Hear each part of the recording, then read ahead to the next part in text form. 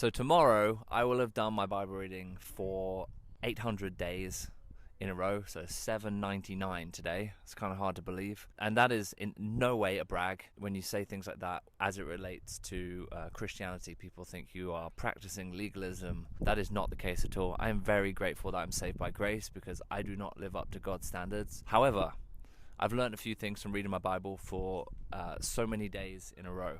I honestly believe it's changed my life. And by the way, in those 800 days, that means practically reading the entire Bible through 2.2 times. Side note, I've actually changed translation this year. I've gone to an ESV translation after doing some study on the different translations. So I was previously using NIV, which is what I grew up with. ESV is a more literal translation from the Hebrew and Greek, which I really wanted to get into, and it comes with some study text as well. So I really wanted to, after going through it several times, wanted to get further into the passages and what were the historical meanings and the context of the passages and the actual words written. But back to the point, reading my Bible for that many days in a row has honestly changed my life. It's transformed my life. I wish I'd started doing this in my 20s. I'm 37 right now. So it took me into my 30s to really get into that practice, but it's been transformational, and I hope I read the Bible through once a year for the rest of my life. It's been that transformational. What I find interesting when you present the fact or you mention the fact that you are a regular Bible reader or something like that, people can push back and say,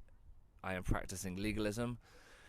That's really not the case at all. I don't like that because Jesus calls us to be disciples, and disc obviously is the beginning of disciple. It's the same root word as discipline. So there's an element of being a disciple that actually calls us to a disciplined life and being disciplined in our life. And I don't know if you've ever practiced in your life, sometimes the actual discipline is the very thing that creates the freedom that we're looking for in our life. So that's been my observation.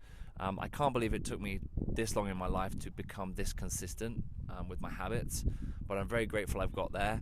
And I've also journaled for the same number of days in a row as well. So it's amazing looking back and seeing the journey that I've been on over the last few years as I journal. Often what I read in the Bible, so often the words leap out, and what's amazing is every year different passages leap out. So I believe that's the Holy Spirit highlighting certain passages to me, but some years something will jump out, the next year will be completely different sentences in the same chapter. It could be but then I'm journaling, I'm saying what I think God's telling me. I'm also writing stuff about how my businesses are doing, how my relationships are doing, things like that. If you do it every day, the progress that you see from year to year can be really quite inspiring and actually encourage you to keep going. So now I really don't want to break the streak. It's been such a long streak that I hope it just continues indefinitely. And it made me think, if I can do this 800 days in a row, and it'll be 1,000 at some point this year, it made me think back when I was in my job and I wanted to leave my job and I wanted to be a full-time investor. I used to write these little notes to myself on my monitor,